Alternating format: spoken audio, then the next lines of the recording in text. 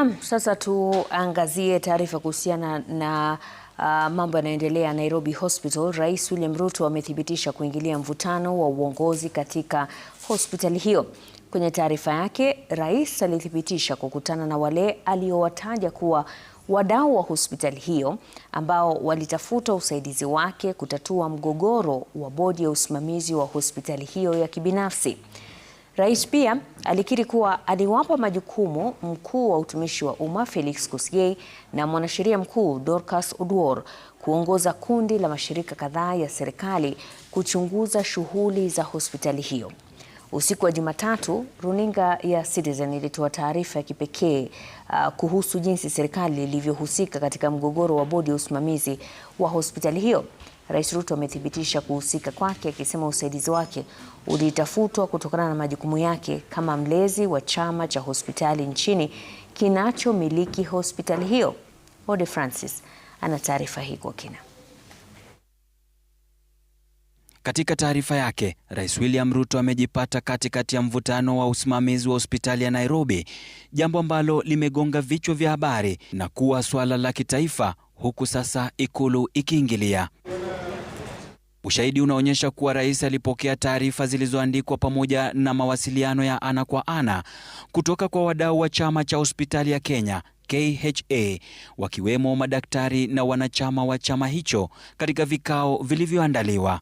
Maswala yaliyowasilishwa ni pamoja na migogoro kuhusu uhalali wa wanachama wa KNH, uchaguzi wa bodi na dosari katika mikutano ya mwaka. Lalamishi ya ziada yalihusu migongano ya maslahi, madai ya usimamizi mbovu, changamoto za uongozi na kesi ambazo hazijatatuliwa.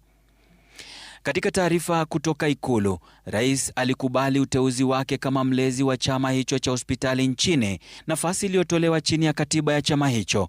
Nafasi hii inamweka katikati ya majukumu ya usimamizi wa uangalizi. Katika nafasi yake vilevile kama kiongozi wa taifa, Rais William Ruto alithibitisha kuwa aliwasilishwa rasmi taarifa kuhusu migogoro hiyo, hivyo kuanzisha uwajibikaji wa moja kwa moja kati ya KNA na ofisi ya rais.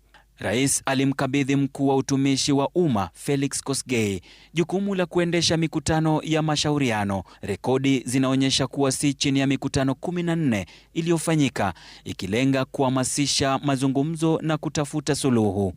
Mikutano hiyo ilisababisha kubadilishwa kwa bodi ya usimamizi wa hospitali ya Nairobi, taarifa ambayo runinga ya Citizen ilithibitisha kuingizwa kwa wajumbe wawili waliohusishwa na Ikulu pamoja na jumba la Harambee.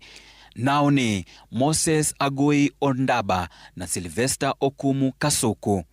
Taarifa ya rais ilieleza mpango wa mageuzi wa vipengele 5 vilivyoafikiwa kati ya wawakilishi wa serikali na wadau wa hospitali hiyo. Mpango huu ulilenga kurejesha uadilifu wa usimamizi na udhabiti wa kiutendakazi.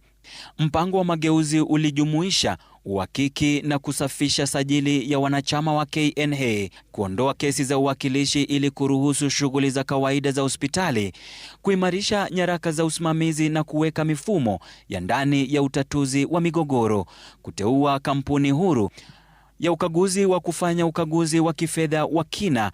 Rais alisisitiza kuwa mchakato unaoendelea chini ya mwanasheria mkuu haukuwa wa adhabu, bali ulilenga kulinda ustawi wa muda mrefu wa hospitali ya Nairobi na maslahi ya umma. Wachunguzi walithibitisha kuwa hospitali ya Nairobi inamilikiwa na kusimamiwa kisheria na chama cha hospitali ya Kenya, kampuni yenye dhamana na iliyosajiliwa chini ya sheria ya kampuni ya mwaka 2025. Ode Francis, runinga ya Citizen, Nairobi.